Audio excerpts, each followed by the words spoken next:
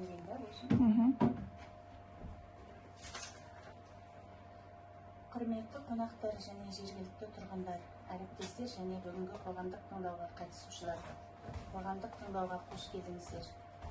Бүгін кезекті қоғамдық тыңдауда атмосфераны ластаушы заттардың рұқсат етілген шығарындылар нормативі жобасына түзету және экологиялық бағалау материалдары мен өндірістік экологиялық бақылау бағдарламасы, қалдықтарды басқару бағдарламасы, қоршаған ортаны қорғау жөніндегі іс-шаралар жоспары және қоршаған ортаны қорғау бөлімдері талқылануға шығарылып отыр.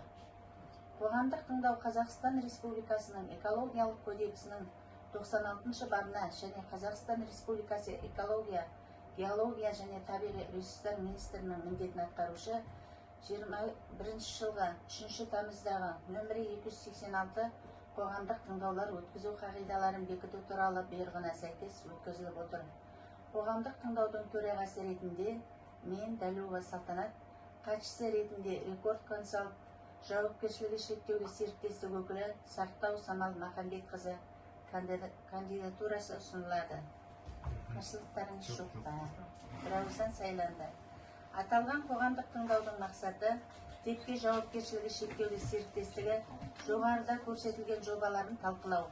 Ендігі кезекте қоғамдық тыңдаудың регламентіне тоқтала кетсек, баяндама жасауға 10 минут, қосымша сөйлеймін деушілерге 3 және 5 минут беріледі. Келісеміз ғой? Осы регламентпен келіссеңіздер, қоғамдық тыңдаудың күн тәртібі және регламент бірауыздан бекітіледі. Ұсыныс сұрақтарыңыз болса, негізгі баяндамашыны тыңдап болғаннан кейін талқылауға көшсек. Қоғамдық тыңдауды ашық деп жариялаймын. Күн тәртібінің мәселесі бойынша сөз баяндамашыға беріледі. Қайырлы күн, құрметті тыңдауға қатысушылар. Сіздер назарларыңызға атмосфераға ластаушы заттардың рұқсат етілген шығарындылар нормативі жобасына түзету және экологиялық бағалау материалдары мен өндірістік экологиялық бақылау бағдарламасы, қалдықтарды басқару бағдарламасы, қоршаған ортаны қорғау жөніндегі іс-шаралар жоспары және де қоршаған ортаны қорғау бөлімі тақырыбында баяндама ұсынылады. Үшінші слайдымызда текке жауапкершілігі шектеулі серіктестігінің келісімшарт аумағының орналасу сызба картасы көрсетілген. Төртінші слайдымызда Халел Өзбекқалиев кен орнында бұйыр оқпан бойынша жобалық тереңдігі 3800 метр плюс-минус 250 метр ТЗ-4А ұңғымасын салуға арналған жеке техникалық жобаға қоршаған ортаны қорғау бөлімі. Ұңғыманың құрылысы 2025 жылға жоспарланған. Ұңғыма құрылысының текке жауапкершілігі шектеулі серіктестігі Халел Өзбекқалиев кен орнының жоспар кестесіне сәйкес. Ұңғыманы салу циклінің жалпы ұзақтығы 255 сутка бұрғылауды, бекітуді және сынауды ескере отырып. ТЗ-4А бағалау ұңғымаларын салу, жүк көтергіштігі 225 тоннадан кем емес бұрғылау қондырғыларының көмегімен жүзеге асырылады. Ұңғыманың жобалық тереңдігі 3800 метр плюс-минус 250 метр. Жоба көкжиегі Юра-Триас. Бір ұңғыманы салу кезінде пайда болатын шығарындылар көздерінің саны 24 бірлікті құрайды. Оның ішінде 9 көз ұйымдасқан, қалған 15-і ұйымдастырылмаған шығарындылар көздері. Ұңғыманы салу кезінде ластаушы заттар шығарындылардың көлемі 111,275 тонна кезеңді құрайтын болады. Ұңғыманы салу кезінде ауыз су мен техникалық судың жалпы қажеттілігі 2669,659 метр куб цикл қажет болады. Ұңғыманы салу кезінде өндіріс және тұтыну қалдықтарын жинақтау лимиттері жылына 336,527 тоннаны құрайды. Келесі слайдымызда атмосфераға ластаушы заттардың рұқсат етілген шығарындылар нормативтердің жобасын түзету. Кәсіпорынның негізгі қызметі текке жауапкершілігі шектеулі серіктестігі келісімшарттық аумағында көмірсутек шикізатын барлау болып табылады. Батыс текке кен орны Халел Өзбекқалиев Маңғыстау облысы Маңғыстау ауданында орналасқан. Текке жауапкершілігі шектеулі серіктестігі өз қызметінің екі келісімшарттық алаңнан тұратын текке алаңда жүзеге асырылады. Батыс текке Маңғыстау облысы Маңғыстау ауданында, текке кен орны Маңғыстау облысы Бейнеу ауданында. Текке жауапкершілігі шектеулі серіктестігі үшін рұқсат етілген шығарындылар нормативтердің жобасын түзету мынандай себептер бойынша әзірленді.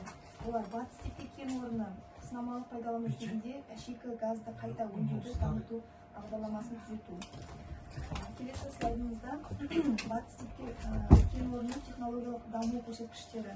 Олар мұнай өндіру жылына 46,8 мың тонна, газ өндіру 10,8 миллион метр кубті құрайды, ұңғымалар қоры 6 единица құрайды. Келесі слайдымызда ұңғыма өнімдерін жинау және дайындау жүйесі. Кен орнының сынамалық пайдалану ТЗ1, ТЗ2 және ТЗ4 лозыңқы 3 ұңғымамен жүзеге асырылады. Сынау жұмысына ТЗ1, ТЗ2 ұңғымалары енгізілді.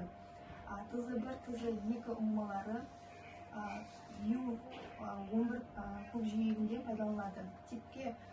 Батыс типке кен орны негізгі өндірістік объектілері, олар вахталық кен, мұнай мен газ факторының дебетін өлшеуді орнату, газ қосынды электр станциясы, автономды жанармай құю станциялары болып табылады. Батыс типке кен орнын жайластырудың принципті технологиялық схемасы осы слайдта көрсетілген.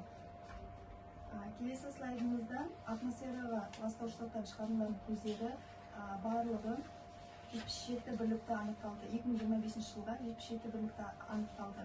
Оның ішінде 48-і ұйымдастырылған, 29-і ұйымдастырылмаған. 2026 жылға да дәл сондай.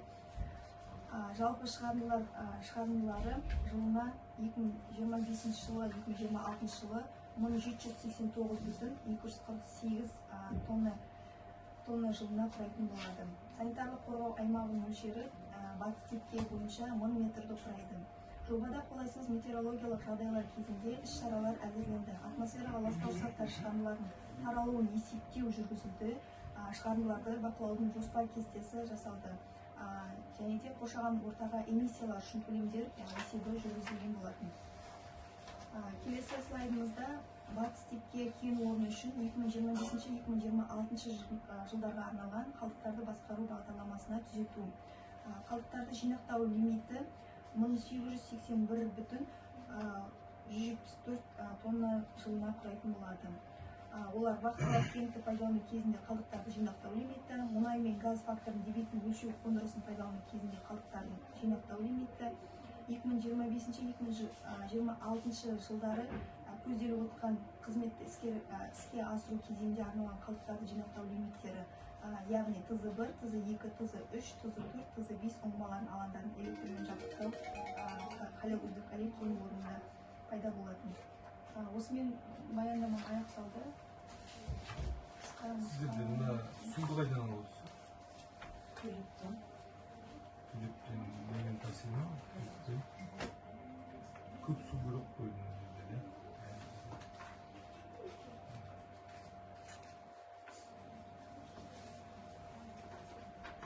Басқа сұрақ бар ма? Басқа сұрағым жоқ қой. Қыздарда сұрақ бар ма екен?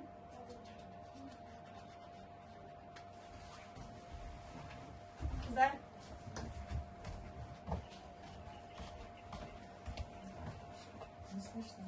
Естілмей тұр дауыс. Алло. Хорошо, я повторюсь. Қайталап жібересіздер ме? Департамент экологиядан лимиттерді қайтадан оқып жүресіз 26-25-ке. Отходта выборсы. 2025-2026 жылдарға 1789,248,85 тонна жылына. Қалдықтар 2025-2026 жылдары 1881,1745 тонна. Месторождение тепкенікіні қойғаншы? 25-ке. Месторождение типке ол төлепте өтеді ғой? Төлепте түс қайта болады. Қазір 11-де өтті, иә? Иә, бөлек болады. Сұрақ жоқ департамент экологиядан. Сабина, сұрақ.